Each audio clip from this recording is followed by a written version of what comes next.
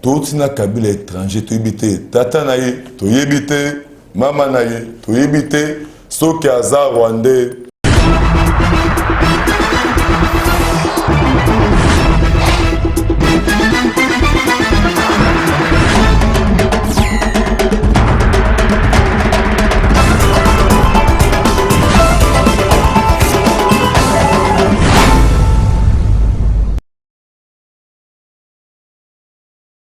Bienvenue dans ma programme ya Africa Cool Télévision, chers abonnés. Mbote na bino bipa nyoso besoin mais bino oyo bokozwa libaku ya kotala biso pona mokolo ya lelo soki ozana no abonné te ya liboso kosala eza s'abonner na s'abonner belé na chaîne na biso bosuka wana te bo cliquer aussi sur la cloche des notifications pour que vous allez tenir au courant na oyo nyoso ezoleka na République démocratique du Congo. Sur mon plateau Nayambi Ndeko Patrick Ebengoye moko a se présenter avec tous les détails possibles ensemble avec l'une de tokolobela actualité politique.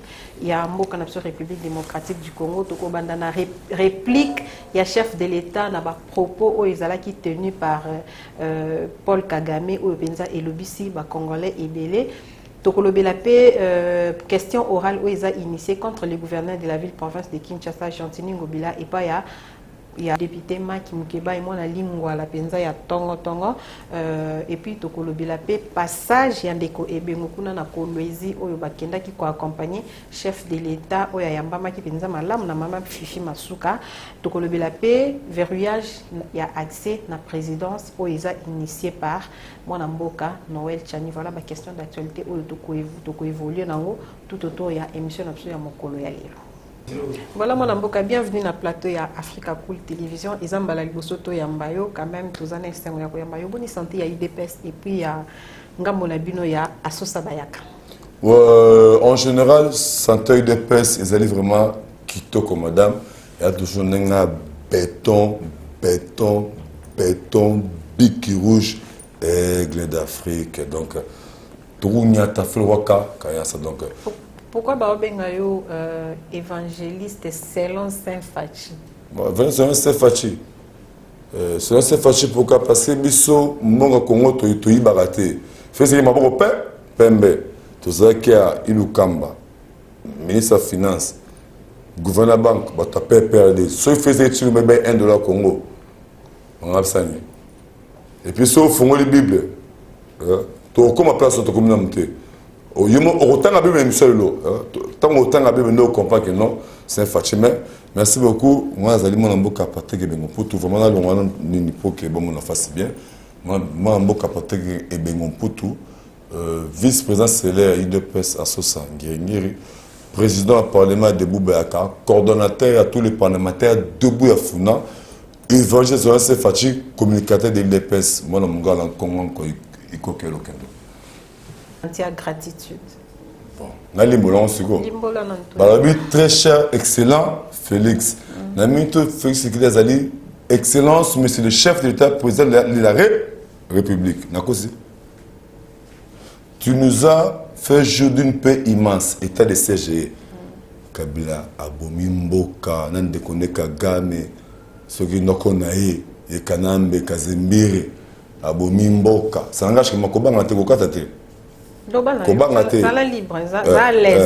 Très à l'aise, mais nous avons été cash Bokataka, Kazimbere Kanambe, alias Sokina Nyongwana Tanzanien, Abomimboka.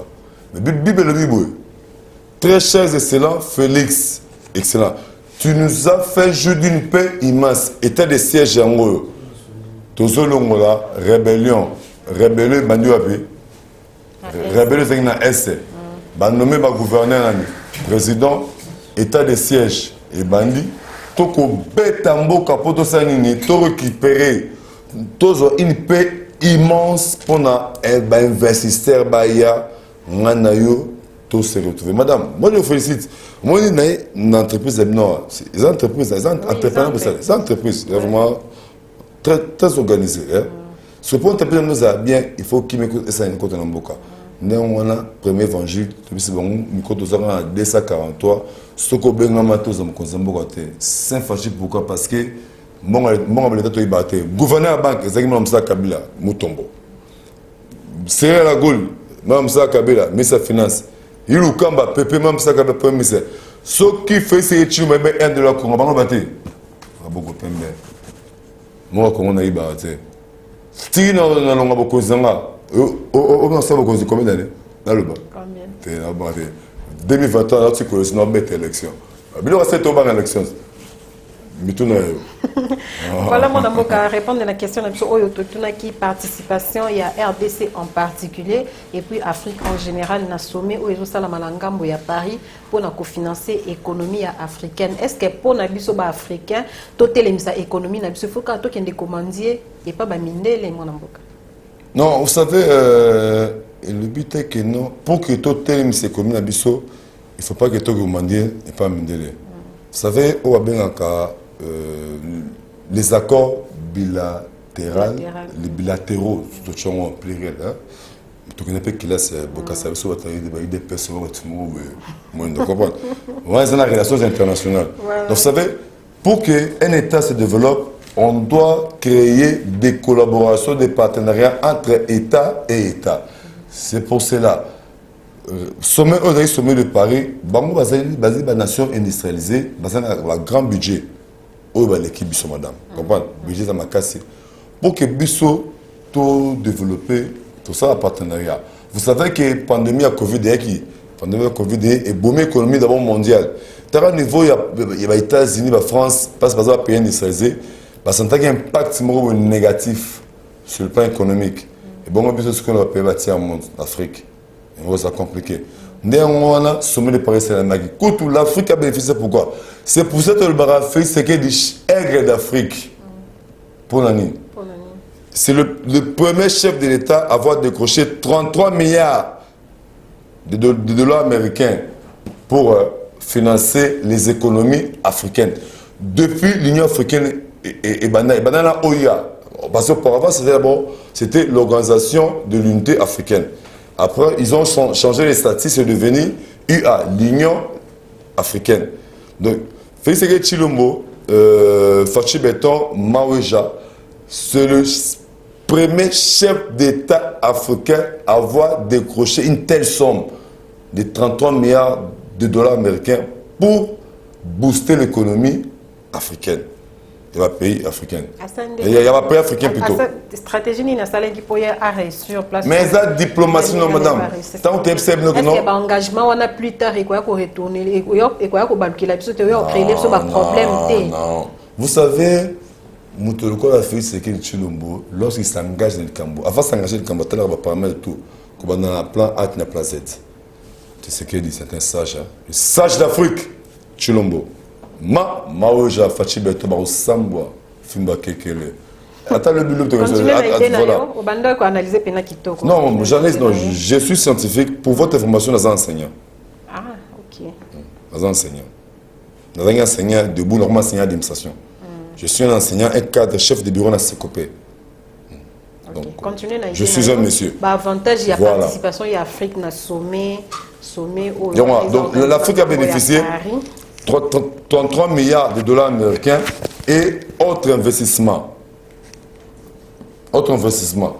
Comme Chilombo a eu l'Union africaine, il a boosté l'empreinte. Depuis que c'est l'élément, vous savez, l'Afrique est boostée Bissot. Particulièrement, ce que Bissot RDC, nous avons bénéficié de 1 milliard 500 millions, 500 millions. Et autres. Et ça pourquoi? En termes de devises, vous savez, tout une inflation depuis Matata Pogno, à Ibarambongo, tout les devises, tout pas accueilli pour. Il y a des déconnaïs, ceux qui sont rwandais. Je suis libre. Beaucoup de temps. Matata Pogno va à combien rwandais? Ah, que le fond n'a pas le fond. Mais ce qu'on a, au Ibimon, le Congo rwandais. Continuez à aider nous, s'il vous plaît. Voilà. Baïba qui m'ont à l'État. Tout bas dollar et Kendaki. Donc, comment il y a une inflation de dollar matin? Si quoi, tout un problème de la production, vous savez, difficulté de produire des années. Le quoi, tout une insécurité, Kabila Tchaki, rébellion en Bokaba, et définir tout cela. Moi, investir, on produit lorsqu'il y a des investisseurs, madame. Dès lors que les investisseurs, nous vivons dans l'insécurité, est-ce qu'il y aura la production? Il n'y aura pas des industries. C'est pour cela qu'il faut bétonner autant qu'il y ait un verset biblique, un pays immense, pour que tout produit. Mais tellement de l'Afrique, a eu 1,5 milliard en termes de devises, eux, dans la banque centrale. On manquait de devises, tu as deux solutions pour le dollar et qui t'ont arrêté de manger. Soit nous produisons, ou tous en a réserve en termes de dollars devises. Quand on a eu des devises à 1,5 milliard, et ça, c'est pour la première fois. Si on a vu ce beau faut mélanger avec madame. Est-ce que c'est une analyse scientifique? C'est non, en tout cas, vraiment. Ça a été très intelligent. Voilà. Mon amboka, tout avancé dans le sujet Zapenze Belé. Après avoir vous allez interviewé par Bandeko ya RFI, Paul Kagame, Oyo Aza, un président africain, Aza président, Baza voisin, Abisso, Athéna qui pensa ba propos moko Oyo et dérangeait qui la plupart y a ba Congolais. Il dérangeait la plupart des Congolais. Il est allé même plus loin pour citer Dr Mukwege Kolobaki Makambo Oyazoloba Niza parce que PSA a pris Nobel, Bachaka Maloba na Munoko pour Aloba Yango. Je crois qu'il est choqué qui paye quand même. Ou bien on a m'envoyé Italie dans Moyote. Mais. Ma propos ya Kagame nami. Point de vue par rapport à ma propos à Kagame. Aza président Morani. Non, poser ma question. Aza président rwandais. Voilà. Oui, Kagame te. Et on a tout noté. Paul Kagame a en prison. On te manzi momo boy. Awela qui justice, azu parlement, abosa. Awela qui parlement, na sénat, abosa justice. Les ma Kabila za bololé avant prison. Donc le cas ya Kagame. Kagame va propos au a tenir Rwanda.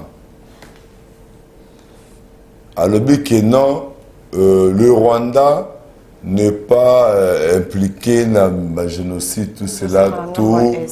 Mais guerre à 6 jours, c'est un qui s'engage, madame, c'est côté armée rwandaise, l'armée ougandaise. Voilà. Je ne sais pas si tu as été en j'étais en mois de décembre. Les commandants qui battent en hôtel en Aïe. D'ailleurs, nous espérons que le réalisateur que la mission photo illustreront la image. Voilà, quand ils ont un rond-point, il y a un rond-point des canaux. Voilà, comme on a un balan qui s'engage, un rond-point des canaux. Parce que ça, moi, ça dit par rapport, c'est moment de la guerre à 6 jours. Je dis les choses où je maîtrise, parce que je suis au Congo. Je suis sur Félix, qui s'est la TVT. Je suis sur Félix, na fin fort. La RDC. Voilà. Donc, pour vous dire que non, Paul Kagame a dit qu'il a mis des TPI. Tant que le baki, à sa défense, il y a beaucoup de naïs. Mais si vous Batou, moins sage, dans 15 ans, je conseille à répondre à mon chef d'État, Hollanda qui est. Mais il a convaincre, la réplique a convaincre. Madame, il fallait le faire. Non, madame, tout le monde a été journaliste. Tout le monde a patriotisme parce que les journalistes congolais. Les rwandais étaient, les français étaient, tu es une congolaise. Ou vous êtes une congolaise. Pour ne pas vous tutoyer. Tu as un patriotisme. Il fallait me connaître beaucoup quand on fait faire le bain. Non, poser ma question. Yo défendre la présidente Fachi. Yo défendre la présidente Fachi. Non, poser ma question. Yo pesa ba argument na yo. Ba tebele ba lobby ke ba propos ya président Fachi ezo convaincre te. Comme quel propos poser ba convaincre te réplique na ye azaki pena ferme. Déjà tant azolo ba ke na ko répondre homologue dans Kagame na TVT na Koluka, place mon à répondre. Alors que Kagame a s'exprimé devant la télé et puis dans les médias internationaux. Pourquoi pas à utiliser le même canal? Bonne question. Maman, c'est que Saint-Fachi, moi, je suis de monde, mais côté 4 non, il y a un étienne à il n'y a pas de mon maître, le docteur.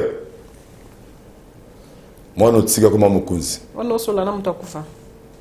Moli moni ya katsa ngai yem dal bakas ngai ya ta d'esprit soit c'est que mon maître on a disciple c'est que de moulma. Voilà, continuez. Voilà, je disais ceci que le président n'a pas été convaincant. Non, le président était convaincant pour madame, vous savez que le président actuellement il occupe quelle fonction? C'est le président de l'Union africaine, c'est le sage d'Afrique. Kagame, la Félix Kagame, c'est une goutte d'eau dans l'océan. Kagame a l'autre côté devant Félix. Félix a dit président africain. Faut savoir, Abino, vous savez que je ne peux pas répondre en monologue. Homologue, non, chef d'État, il y a Rwanda. Parce que Félix a mon conseil, il y a l'Union africaine. Mon conseil, c'est que je suis à DG Tobogo, mais je attaché de civil moment on gagne c'est aux chefs à ma belle. Il y a un noté. Non, tu puni bango. Yo ce qu'on va punir quand même TPI en prison. Yo on a joué quand même au madame. Je dois tout cela scientifiquement. Non, on parle facile, c'est pas scientifique. On parle scientifique. Pas lobby abi la justice tranchera sur les crimes. La justice a tranché n'engeni ceux qui bino bakolo batwana na nubo initier à ta plainte à pambo ya la police te to kenda na baterme ndetse ata simple ndeto badara ata plainte ya la police pamba ki ona kina kefunda Kagame na la police pona likambo boy na bo initier ya moté ezabo madame justice au wapi chef d'état bibi abino ezaba presse voix de presse abino ba journaliste c'est pas le meilleur canal en tant que président de l'Union africaine, Aigle d'Afrique, les sages d'Afrique, Maouja d'Afrique, à quoi répondre de bon côté. Dans le but que non, il y aura un moment où à Kolobela, président Kagame. À Kolobela, on peut se benjozo parce qu'il y a un chef à Kagame. Fait ce qu'il faut, bon. Azali Mokonzi à Kagame. A dit moment où Kolobela. Et puis, deux pays. Bientôt, le chef d'État, après, autant que le chef d'État a salé qui détruit la résolution de consultation, la consultation présidentielle. Moi, j'étais avec Sangani. Bisous de tout ça, la marche, c'est un canot jaune, tout le monde pour manier ça. Pour moi, c'est un fait international. Je vous peux, tout ça, récemment, tout quelque chose. Ton négocier le peu, tout que non, parce que Jeff Abel, moi, Thérèse d'ailleurs. Événement septembre, on a tout le gars est billet, il y a Jobo, donc tout le monde qui bientôt va créer TPI, le tribunal pénal international pour la RDC. Surtout qu'il y a une jurisprudence pour tout comprendre, TPI et Zara, c'est là on y. Et puis, expert Nations Unies, c'est les rapports mapping. Est-ce que c'est ça qui peut être Félix? Nations Unies, c'est alors que non, a cité le Rwanda, Kagame, tout cela. Kagame a su défense comme Tozu Mama Mutombo. Ministre de la Justice. Voilà, elle vous semble ça là. Il y a une préparé. Maman, nous vous saluons. Hein. Vous saluez. Maman, depuis la CAFCO, avant qu'on. Eh, maman CAFCO, il y a été les doigts. So c'est même baba kangao. Na PC mbote parce que na ibe depuis na CAFCO avant comme ministre na sens on ande na PC mbote yo continue no na idée na yo. Ah. Jeff Abel, hein? Faut un job. On ça analyse no qui to comme seulement au kata ngonde bandam dam continue pendant na antique l'autant. C'est un peu nazo négocier le ja. Non négocier le voyage à Jobo. Jeff Abel, président Jeff Abel, hein? Ma Thérèse à Jobo en septembre, hein? Il faut la délégation. Il y a un autre libre que deux pays vont proposer au gouvernement, secrétaire général des Nations Unies, a signé un document au pays d'où Kagame bientôt. Les démarches sont déjà entreprises. Entrepris, Kagame, Kabila, tout le Kangama. Voilà. C'est dans ce sens. Donc, les alliés sans événement, fait ce qu'il dit, les alliés me Kagame, tout ça télé, tout bête sur Kagame. Il y a bientôt là, le tribunal pénal international sera créé pour la RDC parce que crime. C'est plus de 6 millions de Congolais qui ont madame. La fois passée, j'étais ici. J'étais à l'Est. Batoto ya Biabunya, Batoto ya Est et tout, tu n'as jamais vu. Était des sièges na Kuya. Reste hier tout fait ce Chulombo, en Kuya, Kuleta Amani. Amani qu'on a Kuya. Paul Kagame, en a joué qui Batamufunga, atteint la prison. Jo aise ma ville ko RFI Chilombo yenjo reste Afrika na sema hivi que tusubiri bikona tumika jua TP ianje Kagame watamfunga na Kabila unasikia mitarudia bientôt kule kubunya pour le babou toki atai comme moi to chiluba to anglais voilà pour que tous on toujours TP seulement sur cette Kagame bientôt sera derrière le baron. Voilà. C'est un peu ça. Madame, le président Félix a forcé à mission à Rwanda. Beaucoup de Félix Azali, président de l'Union africaine, beaucoup de diplomatie. il faut un bakarame tous la zone babango bango ba sengi ba ko ba ile biso Kabila ça a 18 ans le Rwanda et l'Ouganda nous agressaient le Burundi Kabila est toujours négocié. Comment les pays qui vous agressent Kabila fait des navettes il quitte Kinshasa pour Kampala Bujumbura Kigali Dar es Salaam pour aller négocier avec les rebelles. C'était pas normal. Félix Tshisekedi a dit c'est niet. On ne va pas négocier avec les rebelles. Il faut le frapper. Pour vous dire ceci, madame, dans son alignement, parce que M. Zalinga là, que amitié Morona Rwanda, Toka Rwanda, Rwanda Zoban Kagame, que bientôt il sera derrière les barreaux. Parce que Camille de Total Pengonga, Tito 2023, alors je présente mes bisous de Zatim Royos, regarde. Bisous IDPS, t'es fâché, 2023 élection. Bisous IDPS. Dauphin des fâchés, Dauphin des fâchés, Dauphin des fâchés, Dauphin des fâchés, Tim Royos, regarde. Aïe. Ah, bon, mais la chafette, c'est au boys. Ils ont vérité le corps et comment vérité les syndicats. Voilà, moi, merci beaucoup. Au défendre de Pena Saint-Fachi. Saint-Fachi, bonne gouvernance. Au défendre de Pena Pays Bambon, l'État. Voilà. Union africaine, aigle d'Afrique. Il y a l'Afrique. Ah, on la Fachi. Il y a l'Afrique cool. Au respecter Fachi. Il y a l'Afrique cool. Mais même aux Afrique, Fachi, Maouécha. Dès que Bengo, tout changer Pena actualité. Vous avez Pena quinoa. Bien que moi, au tambour, la par-ci, par-là, même quinoa bani. Non, c'est un peu collège Boboto, Kablatanga. Ah, ma sœur, ma passé un moment. Balolo Toyma, Batonga, collège Boboto. Natanga Sous. Tanga Lissus, Tanga Toyok. Ah! Voilà, aux hommes, quand même situation, il y a Kinshasa Ndenge et commis. Depuis que le gouverneur de la ville Gentini Ngobila Aza à la tête, il y a ville-province, la capitale d'Afrique, hein, et comme capitale d'Afrique parce que le président Fachi Aza président de l'Union africaine. Gestion na yo zomona ondengeni. Moi te kine kufi. Kin. Ah, moi maman kine comme se relancer ko tike dai. Il s'est relancé dans le secteur ni. Bon si na mona funa. Souci de la funa biki bané lengé c'est sel mati malu vongo biki na kine récemment vous malu vongo na kine na parlement de malu vongo mais. Malu vangande wat. Ah, mon ici go kinoise. Yo, comment ça te? Malu vongo za makalade. Ah OK. Malu vongo voiture kene ata na no kat na catch grâce à Gentini mobile.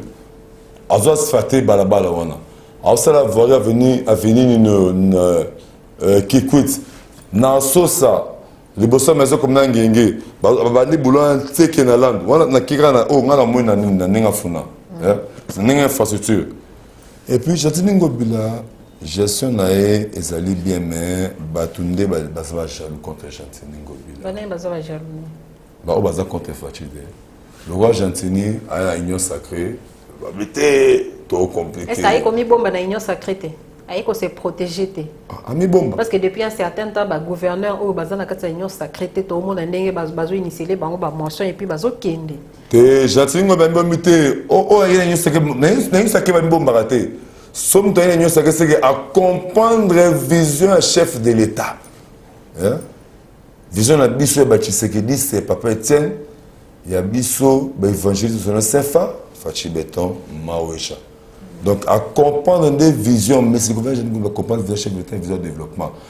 Ngobila, vous savez, ça m'a monté dans les bâtons de commandement, moto le rôle à Cannes, le roi Mozabetera, Maïssa Nebima. Ngobila, des personnes qui font ça, mort pour le 5 000. D'abord, sur le club, on a DGRK. Oui, DGRK, c'est la recette de Bélé. Récemment, parce que on a maîtrisé. On a maître Lens. Président de la Sénégal, il y a DGRK. DGRK va maximiser la recette. La recette depuis que la DGRK a été créée, c'est pour la première fois avec Ngobila gouverneur, TG Koulouta comme DG et Félix Tshisekedi comme chef de l'État. Parce qu'ils ont un actif à chef de l'État. Moutouni soit le pouvoir au chef de l'État président, soit c'est le prof. Et quel actif en est? Donc, Ngobila travaille la vision chef de l'État. Ah, c'est votre vision, non? Il y a Ngobila, il dépêche Bourbozo soutenir. Mais tant que Facha soutenir, on se met à la bouille, on le laisse dans le thème Facha. Eh, maman, il y a un problème de go. Non, non, ça va problème de chef, non, Facha. Voilà, continuez. Vraiment, je disais ce qu'ils ont. Je parlais de la DGK, madame. Depuis que la DGK a été créée, à l'époque de Kimbuta, c'est pour la première fois que va maximiser ma recette. Avec le DG Kouta que je remercie, je salue un passage et je vous félicite, monsieur DG Kouta. Il y a que vision, il y a Saint-Fachi. Bon, quel colo, de moni, Basile Salema. Éclairage public, qui a pour moi, il y a $3,000. Signalez, madame, vous êtes au foot à la facture, non. Tu as la facture bien. 1%, 10% pour l'éclairage public. L'éclairage public, mais année, ma signal après ça hauteur de $30,000. Et c'est madame. Bambongo, tout le monde foot à la facture, tout le monde foot à la foot à la retour. Papa la bisote mande retour, tout bazar, à Afrique, cool à foot à. Est-ce que $30,000? C'est insignifiant, non? En tant que le roi n'a pas un journaliste, n'a pas un parce qu'on paye la facture, madame. On paye la facture, n'a pas un quinoise. On va dire, c'est insignifiant. Mais si on a après 5,000 lampes, là pour moi, on va aller des 5,000 lampes. Moi, ça valait à $3,000. Et puis, on a pu bénéficier parce que le Parlement debout, il y a place la terre à Saint-Fachit, vétérinaire. Et au pays là, on a de l'arabe. Mais le gouverneur de la ville, Azobong Sakaka, 24 heures, Azobong Sakaka, boulevard du 30 juin. C'est bon, on a ça, métier à Kassavou, même maman. Bana qui senso, bana qui senso, balobi, depuis Bapotani, na vice-gouverneur, et comme on dira, Sundoli Bango, avenue de la paix, Misala Bandé, Banda, jusque-là, ils ont avancé, c'est mon amboka. La population. D'abord, Néron c'était un aventurier politique. Toi, tu as un bête à soi. Quoi, l'union sacrée? Bon, il y a un parti, il y a un parti politique. Il y a soit des agents à ACO. On est ACO. ACO, c'est le parti quand même le président, ACO, c'est l'honorable Dani Banza. Oui, le premier ministre. Le premier ministre, c'est le code de l'ACO. Il y a un téléthèque. C'est un aventurier politique. Voilà, au Lobani, il y a les gouverneurs, Azobong Saka, Bakota. Et ça prend des films, mais. Non, le gouverneur Albibou.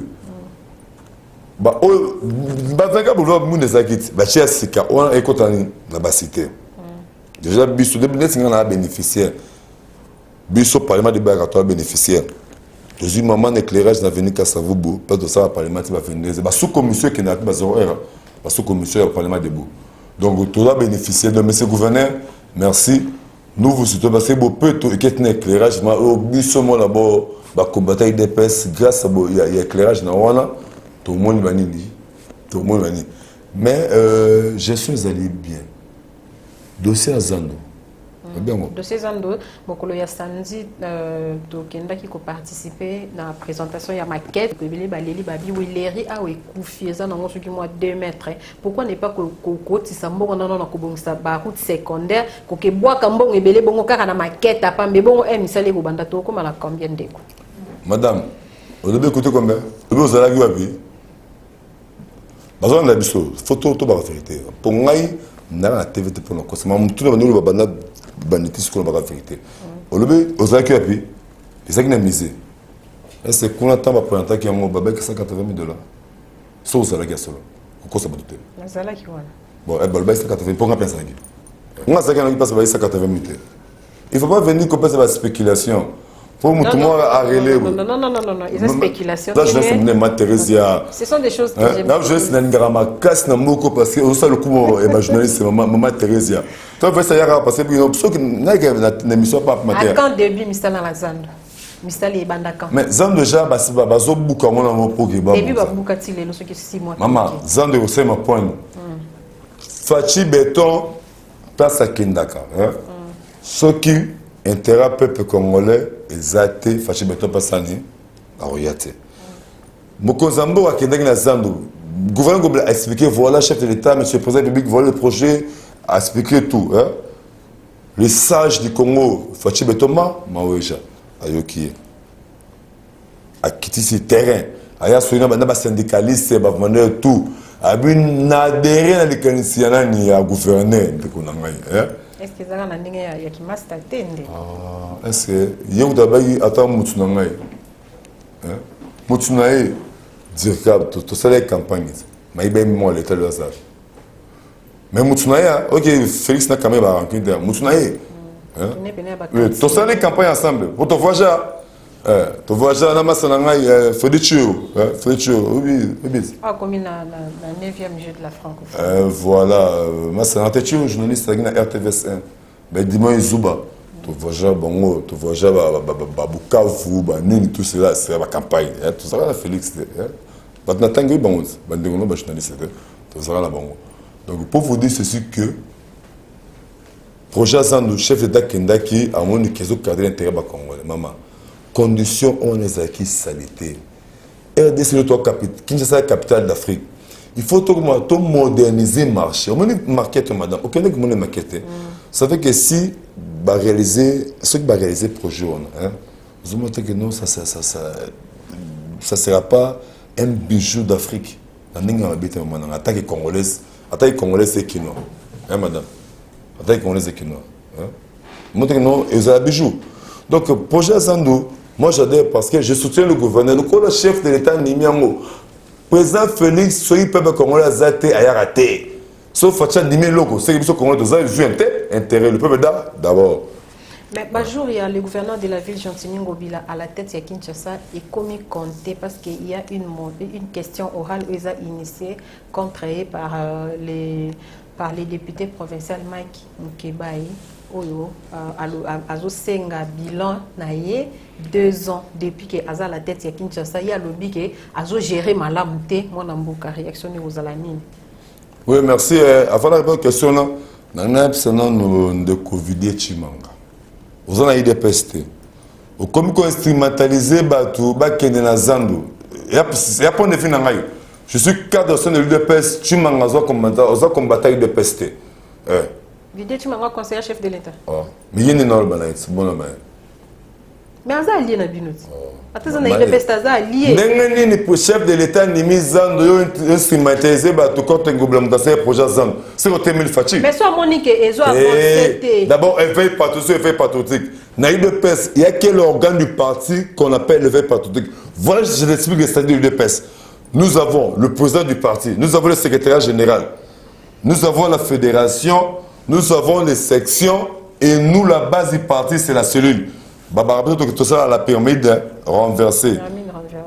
La base. Moi, je suis vice-président CLR. Je suis au niveau de la base. Au niveau du recrutement. Moi, je recrute les combattants pour avoir des UDPS. Moi, je suis au sein de la base. Moi, je préside la base du parti. Tika Luenge, président Hassan Nimei projet. Tout à l'heure, M. le gouverneur, comme on a souka. Ceux qui n'aiment pas me soukater, me détote, mais là, c'est que yo zo kende kuna c'est que zo compte Fachi Béton, hein, to lingi monter. Au même moment ba combattre kuna au se veille pas tout des personnes arrêtées. Et ba veille on a ba c'est ils occupent quelle fonction au sein du parti. Baza banani. Il y avait pas de vous avez journaliste, le bazin parce qu'il y a pétition. Jeunesse, il y avait patriotique, oui. Jeunesse, il y avait patriotique, initié. Jeunesse, peut ratifier sur les mains, initié qui, ça la signature pour la colon la gentille. Parce que il y avait patriotique, ils ont patriotique. Si malango vidéo chimanga. N'attends pas de vidéo chimanga. Vidéo chimanga, ça boulot bien le col conseiller président pour bis de zana tout soutenir, tout garder Fachi Béton. Quel bon pouvoir, tout quel fort. Ça, tout si beaucoup dit. C'était pour se doter, mais non, Fachi Béton. Voilà, question orale adressée contre le gouvernement. Voilà, question. Pour la gestion à la tête, il y a ville province de Kinshasa pendant 2 ans. Madame, question orale adressée par. Elle est déjà porte à départ. Oui, bon, tout qui n'a pas de. Je ne suis pas porte-parole de Gentilini Ngobila. Mais aux autres défendre pour pas soutenir les chefs de l'État. Non, défendre par rapport au président CPN. Le président a un lingue ça. Makan Sema, c'est le premier président qui a quitté lingue ça. Gachetine de quitter pour nous. Et puis après CPN c'est là. Président qui est dans la CPN Zand. Bon numéro. Voilà, le bal comme c'est pas nous soit pas zapper à un moment fonction. Toi lui sur quoi lui soit, soit comme lui sur lui. Et des soit conseiller a déjà ministre liste ben mais ça se passe bela est-ce bazongi oh nga ministre moi fâché oh vous les combattants là vous êtes rien moi fâché mon gars so kati be fâché zongi fâché au passé mutu be tchese que dans monde on le béni pour la question orale adressée na voilà question orale adressée à honorable Mukebai ezali légal et démocratique nous sommes en démocratie ezali la prérogative ya Mukebai en tant que député provincial a invité monsieur le gouverneur de province par rapport à la gestion, ce passe moi que non, moi Pépé Ali. C'est légal. Mais ce que passe dans mon passé jusque-là, n'a aucun moi. Ce que j'ai à solo, Mukeba za coûte nangai, coûte nangai vraiment n'a estime beaucoup de respect. Mais venant à Betty Libanda, ce que j'ai à solo. À Betty Libanda. Ah, yo au tête de conversation de ce que j'ai à solo. Yo conversation où il est fuité dans les réseaux sociaux. Il y a des câbles. Na maître Bonzeke. Ce que j'ai solo, vraiment Mukeba a rêvé. C'est Neni Mukeba numéro naïe tout cela. Nabi, nature conditionnelle. Si seulement c'est vrai. Voilà. Si seulement c'est vrai. Ah. Si seulement c'est vrai, Mukeba so à Sopani. Comment yo ou adressé légalement en tant que député et puis au moins c'est là au te $20 mois dollar la mois jeep ni bampiaka ndeko yo penzo za sûr que makambaniza ya solo bongo dika et bongo maître Bonzeke ndenge na ibna créateur maître Bonzeke un avocat comme Bonzeke un légaliste comme maître Bonzeke est-ce on dit maître Bonzeke c'est un avocat est-ce que bien c'est un cabinet il y a gouverneur de la maître Bonzeke na trempe pourquoi maître Bonzeke un avocat renommé na mboka o il y a une conversation. Yo, je sais, c'est nous. Justement, il y a des réseaux sociaux. C'est l'investigation. Ça, je sais l'investigation. Maintenant, je sais mon nez. Voilà. Passage n'a pas de non, c'est là, non. Ce qui, si seulement si les Africains que Mukeba au Sénégal bon au réveil, c'est que bah nous, c'est noble. Est-ce que mon idée que ça? Non, car t'es montage était. Il a montage. Est-ce que monter les montage? Les montage était. Les animaux Mukeba. Et bah fait Mukeba. Est-ce que bon moniter que bah fait est-ce que Mukeba il a quel poids politique devant Chantier Gobel ou bien devant Félix? D'abord Mukeba il y en a. Tout ça il y a sacré dans ce moment. Tant Mukeba c'était un gaffeur de l'Union sacrée. Gaffeur dans le dongo. Tant mon chef de l'État a Kenda qui conduit ma projet à Zando. Mukeba il est là média. Oh Gentini à côté Moussa Félix. A connu sa fils, a fils derrière. Est-ce que Mukeba il a pensé à réfléchir à Félix? Il a le niveau de Félix. Félix qui est président de l'Union africaine avec un simple député provincial Mukeba, un corrupteur. Bana Yalingwala. Biso tout va député Bakino. Mais est-ce que moi, tout que nous avons été passé à Muké? Le gars Mukeba est 5 ngobela pesa moi dollar moi chip. Bana Ningwala tout ben ngobela pesa bango ba chip na ba do ba dollar. Député Moïbi, Popo, Samboué, na Lougarayot. Est-ce que moi. Yo, le mec, il Félix. Félix, c'est quelqu'un comme ton ami. D'abord, il ne comprend pas la politique. Son patron, Moïse Katumbe, dans l'Union sacrée. Mais Mukeba, je ne sais pas, il ne comprend pas. D'abord, il y a un déroulé Moussafou, Babé Bana. Ce que il m'a dit, c'est aussi maté. Mukeba n'a pas le niveau de Félix. Est-ce que moi, tu montage ou un installation? Ah, montage, ni Mukeba, dans le gars là. Non, fouillé. Tu es fouillé. Non, fouillé. Montage ou un bon moi, tu es fouillé. Ah, nga vraiment, na frère Mukeba, nga communicateur Félix, nga je suis fatigué. Mukeba, il devait faire ça. Communicateur à Saint-Fachi. Ah, vous comprenez Mukeba. D'abord, Mukeba, madame, pour rappeler, Nazara, je sais, Natana est facile. Je suis un licencié vers sa graduée. Bah, preuve, allez, beaucoup de facile. Bobeta peut être facile et comment on est. Oui. Voilà. Bobeta. On attend Barbeta. Voilà, Barbeta. Pour vous dire, c'est sûr que. Babylon, on a. Besoin de toi, c'était. Besoin de Kala. Je sais l'investigation. Bon, mon est le Pamba. Mais c'est Mukeba. Démarche illégale. Mais passe la réalité. Sauf qu'elle est solo la zone de chose. Est-ce que vous êtes sûr que Nandenge Mukeba penza a télémelaka Gentini Ngobila à cause du risque wana azona numéro ne ya téléphone Mukeba à cabinet Gentini Mukeba Musato c'est Mukeba c'est yo Maman Thérèse a allé voler sur le système au Québec. On est lobby.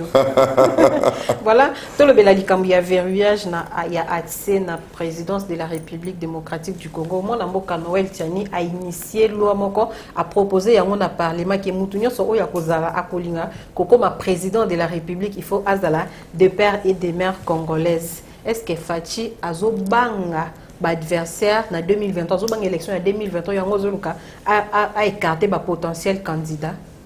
Moni question au bandit bien me succès mabe. Il faut répondre bien. Noël Chani ni Mutoyi DPS ni Tshisekedi c'est ya papa Etienne ni biso ba fasciste au katibo fasciste zengbe fasciste mais Thomas o j'avais c'est fasciste. Il y a un président parti politique congolais. À réfléchir, c'est un intellectuel congolais. Au bout de ça, parmi les Maël Pamboka. Oui, donc, Noël Tchani. Ça parmi les valeurs. Les Congolais, on appelle ça Congo le Kumba. Noël Tchani, il n'a pas de cause. Non, c'était. Noël Tchani, le président. C'est une tête passante. C'est ça, madame. Vous avez candidat président de la République. À réfléchir que tout le Kabila étranger, tu habites, Tata Naï, tu habites. Maman naye, tu éviter ce qui a Rwandais. Alors, le big no tour, tout ce Congolais 100%. Moi, je dis c'est que Moulouba, Congolais, il y a 100, moi, je dis Patrick Ebengo, Mungala, 100% Congolais. Maman Teresa, Congolaise. Yo, nous sommes Congolaises. Voilà, c'est d'abord, il n'est pas bas. Pour vous dire ceci,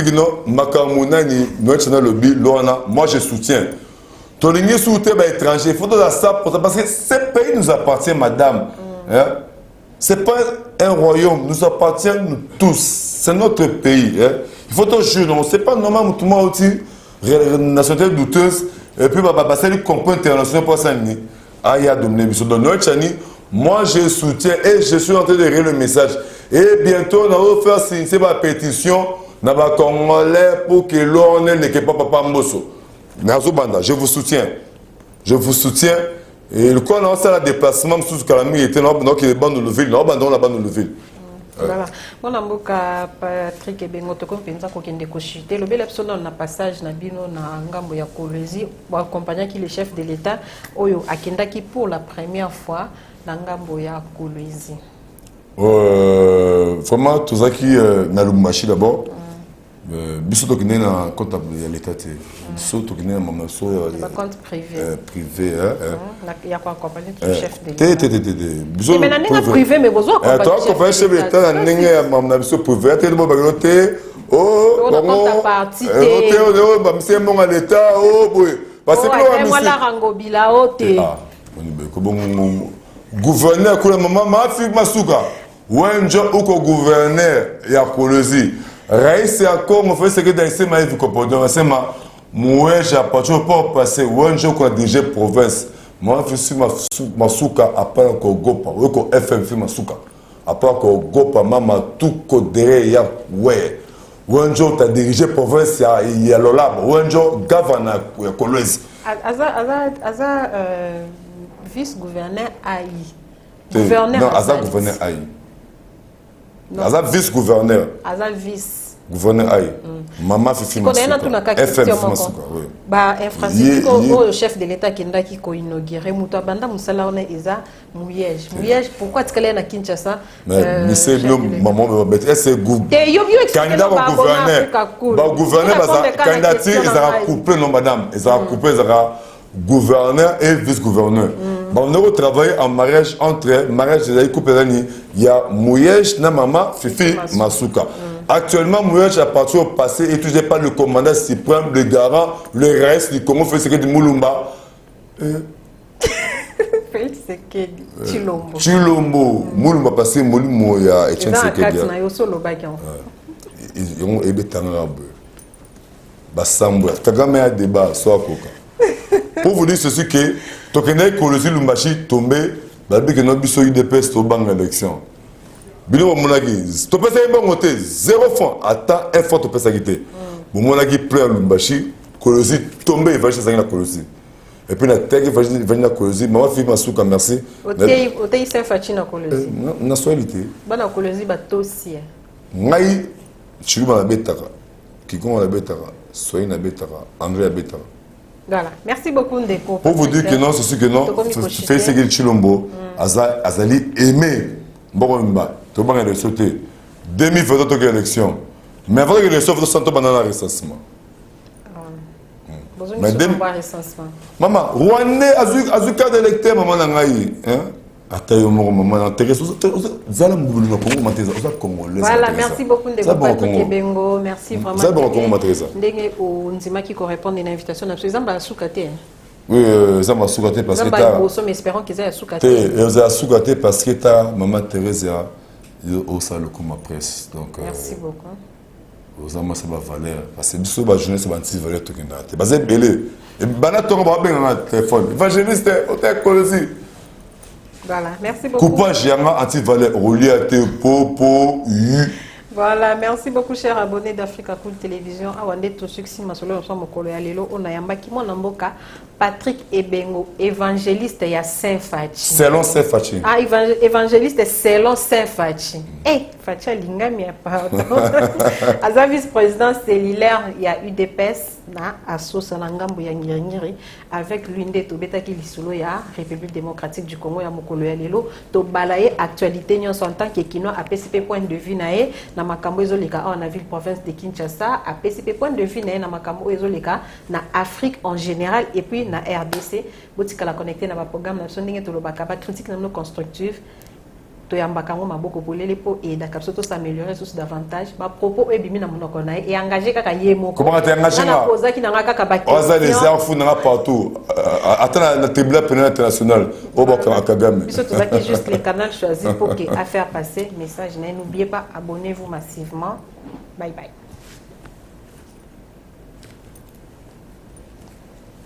Africa Cool, et abena cool, ouais. Africa Cool, abena cool, le quoi cool matopi, cool.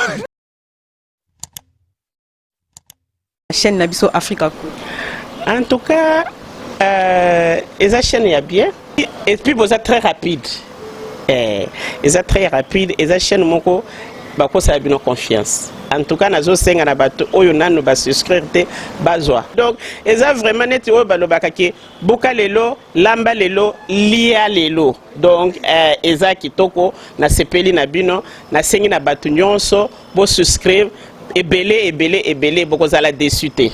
Africa Cool, c'est la destination de prédilection pour une communication optimale. Longo Dianabino Mama. Merci beaucoup. Vous voulez le Congo? Pour que le Congo devienne cool, pour suivre les cool analyses, alors revenez et abonnez-vous massivement. Massivement. Africa Cool. Équipe Mobimba et Africa Cool. Félicitations. Et au moins, une chaîne impartiale. Et le rôle de Babino, vous méritez le soutien de la population ainsi que des institutions compétentes.